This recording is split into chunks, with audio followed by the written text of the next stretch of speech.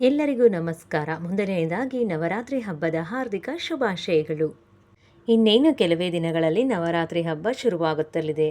ಈ 9 ದಿನಗಳಲ್ಲಿ ದುರ್ಗೆಯ 9 ರೂಪಗಳನ್ನು ಪೂಜಿಸುವ ಮೂಲಕ ನಾವು ದೇವಿಯ ಆಶೀರ್ವಾದವನ್ನು ಪಡೆಯಲು ಎಲ್ಲರೂ ಕಾಯುತ್ತಿದ್ದೇವೆ. ಇದರಿಂದಾಗಿ ಮನೆಯಲ್ಲಿ ಮಂಗಳಕರವಾದ ವಾತಾವರಣ ನಿರ್ಮಾಣವಾಗುತ್ತದೆ. ಆದರೆ ಗೃಹಿಣಿಯರಾದ ನಮಗೆ ನಮ್ಮ ಮುಟ್ಟಿನ ಅವಧಿಯಲ್ಲಿ ಪೂಜೆಯನ್ನು ಮಾಡಬೇಕಾ ಅಥವಾ ಮಾಡಬಾರದಾ ಎನ್ನುವ ಗೊಂದಲಗಳಿವೆ. ಹಾಗಾದರೆ ನವರಾತ್ರಿ ವೇಳೆ ಮುಟ್ಟಾದರೆ ಅಥವಾ ಇದೇ ಸಮಯದಲ್ಲಿ ಮುಟ್ಟಿನ ಅವಧಿ ಇದ್ದಲ್ಲಿ ದುರ್ಗಾ ಪೂಜೆಯನ್ನು ಮಾಡಬೇಕಾ ಅಥವಾ ಮಾಡಬಾರದಾ ಎಂಬ ಪ್ರಶ್ನೆಗಳು ಕೆಲವೊಂದು ಉತ್ತರಗಳನ್ನು ಕೂಡ ತಿಳಿದುಕೊಳ್ಳೋಣ. ಸಾಮಾನ್ಯವಾಗಿ ನಮ್ಮ ಮುಟ್ಟಿನ ಅವಧಿಯ ಬಗ್ಗೆ ನಮಗೆ ಈಗಾಗಲೇ ಗೊತ್ತಿರುತ್ತದೆ. ಒಂದು ವೇಳೆ ನವರಾತ್ರಿಯ ದಿನಗಳಲ್ಲಿ ಪೀರಿಯಡ್ಸ್ ಅವಧಿ ಇದೆ ಎಂದು ಅನಿಸಿದರೆ ಅಂಥವರು ಮೊದಲು ಮತ್ತು ಕೊನೆಯ ನವರಾತ್ರಿಯಂದು ಪೂಜೆ ಮತ್ತು ಉಪವಾಸವನ್ನು ಮಾಡಬಹುದು. ಉಳಿದ ದಿನಗಳಲ್ಲಿ ದುರ್ಗಾದೇವಿಯನ್ನು ಸ್ಮರಿಸುವುದು ಒಳ್ಳೆಯದು.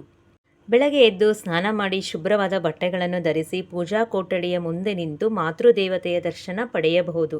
ಈ ಸಮಯದಲ್ಲಿ ಕಲಶ, ಪೂಜಾ ಸಾಮಗ್ರಿ ಅಥವಾ ದುರ್ಗಾದೇವಿಯ ಫೋಟೋವನ್ನು ಮುಟ್ಟಬಾರದು.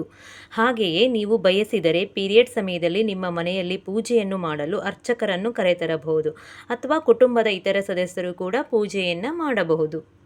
ಅಲ್ಲದೆ ನೀವು ಮುಟ್ಟಾಗುವುದಕ್ಕೂ ಮೊದಲು ಉಪವಾಸವನ್ನು ತೆಗೆದುಕೊಂಡಿದ್ದರೆ ಮತ್ತು ಕೊನೆಯ ಉಪವಾಸದೊಳಗೆ ಮುಟ್ಟಾಗಿದ್ದರೆ ನೀವು ಕೂಡ ಸಾಮಾನ್ಯರಂತೆ ಕೊನೆಯ ಉಪವಾಸದವರೆಗೂ ವ್ರತವನ್ನು ಆಚರಿಸಬಹುದು. ಆದರೆ ನೀವು ಕೆಲವು ನಿಯಮಗಳನ್ನು ಪಾಲಿಸಬೇಕು. ಪೀರಿಯಡ್ಸ್ ದಿನಗಳು ಮುಗಿದ ನಂತರ ನೀವು ಸ್ನಾನ ಮಾಡಿ ಶುದ್ಧವಾದ ಬಟ್ಟೆಯನ್ನು ಧರಿಸಿ ಮತ್ತೊಮ್ಮೆ ನೀವು ದುರ್ಗಾದೇವಿಯನ್ನು ಪೂಜಿಸಿ ಆಕೆಗೆ ಆರತಿಯನ್ನು ಮಾಡಬೇಕು.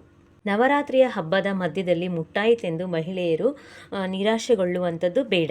ಈ ಸಮಯದಲ್ಲಿ ಅವರು ತಾಯಿ ದುರ್ಗೆಯನ್ನು ಮಾನಸಿಕವಾಗಿ ಜಪಿಸುವುದು ಮತ್ತು ಧ್ಯಾನಿಸುವುದು ಅವಶ್ಯಕವಾಗುತ್ತದೆ.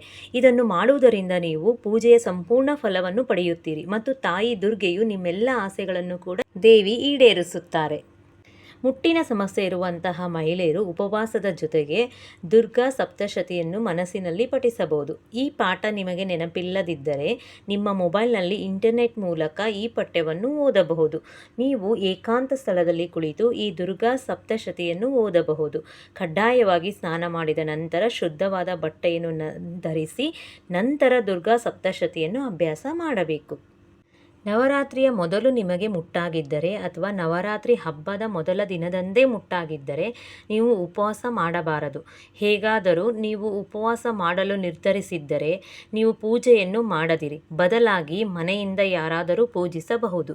ದುರ್ಗಾ ಸಪ್ತಶತಿಯನ್ನು ಪಠಿಸಿ ಮತ್ತು ಕೇಳುವ ಮೂಲಕ ನೀವು ಉಪವಾಸದ ಪೂರ್ಣ ಫಲಿತಾಂಶಗಳನ್ನು ಪಡೆಯುತ್ತೀರಿ. ಹಾಗೆಯೇ ದುರ್ಗಾ ಸಪ್ತಶತಿ ಪಾರಾಯಣಕ್ಕೆ ಯಾವುದೇ ತೊಂದರೆ ಇಲ್ಲ. ಆದರೆ ನೀವು ಅದನ್ನು ನಿಮ್ಮ ಮೊಬೈಲ್ ಫೋನ್ನಲ್ಲಿ ಅಥವಾ ನಿಮ್ಮ ಕೈಯಲ್ಲಿ ದುರ್ಗಾ ಸಪ್ತಶತಿಯನ್ನು ಹಿಡಿದುಕೊಂಡು ಪಠಿಸಬಹುದು. ಆದರೆ ಓದಿದ ನಂತರ ದುರ್ಗಾ ಸಪ್ತಶತಿಯನ್ನು ಶುದ್ಧ ಪವಿತ್ರ ಸ್ಥಳದಲ್ಲಿ ಇರಿಸಿ. ಇದನ್ನು ಪೂಜಾ ಸ್ಥಳದಲ್ಲಿ ಇಡಬೇಡಿ. ಒಟ್ಟಾರೆಯಾಗಿ ದೇವರ ಬಗ್ಗೆ ನಿಜವಾದ ಭಾವನೆ ಇರುವಂತಹದ್ದು ತುಂಬ ಅವಶ್ಯಕ. ಗೆಳತಿಯರೇ, ಯಾವುದೇ ಒಂದು ಹಬ್ಬದ ವ್ರತಾಚರಣೆ ಬಂದರೆ ಸಾಕು, ನಮಗೆ ಪೀರಿಯಡ್ಸ್ ಹತ್ತಿರ ಇದೆ ಅಥವಾ ಪೂಜೆಯ ಸಮಯದಲ್ಲಿ ಪೀರಿಯಡ್ಸ್ ಬಂದರೆ ಎಂಬ ಈ ಒಂದು ಪ್ರಶ್ನೆ ನಮ್ಮನ್ನು ಮಾನಸಿಕವಾಗಿ ತುಂಬಾ ಕುಗ್ಗಿಸಿ ಬಿಡುತ್ತೆ. ಇಂತಹ ಸಂದರ್ಭದಲ್ಲಿ ಪೀರಿಯಡ್ಸ್ ಬಂದರೆ ನಮ್ಮ ವ್ರತಾಚರಣೆಯಿಂದ ಏನು ಕೆಟ್ಟದಾಗ್ಬಿಡುತ್ತೆ ಅಂತ ನಾವು ಯೋಚನೆ ಮಾಡ್ತೀವಿ. ಆ ರೀತಿಯಾಗಿರ್ತಕ್ಕಂತಹ ನೆಗೆಟಿವ್ ಯೋಚನೆ ಯಾವುದನ್ನು ನೀವು ಮಾಡಬೇಡಿ. ಪೀರಿಯಡ್ಸ್ ನಮಗೆ ನೈಸರ್ಗಿಕವಾಗಿ ಪ್ರತಿ ತಿಂಗಳು ಆಗೋದ್ರಿಂದ ಇದರಿಂದ ಯಾವುದೇ ತೊಂದರೆ ಆಗೋದಿಲ್ಲ. ಅದರ ಹಿಂದೆ ಮುಂದಿನ ದಿನವನ್ನು ನಾವು ತಿಳಿದುಕೊಂಡು ವ್ರತಪೂಜೆಯನ್ನು ತುಂಬ ನೆಮ್ಮದಿಯಿಂದ ಮಾಡೋಣ.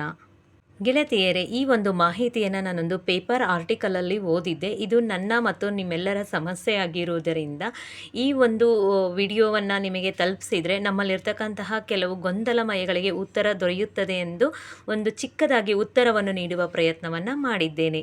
ಧನ್ಯವಾದಗಳು.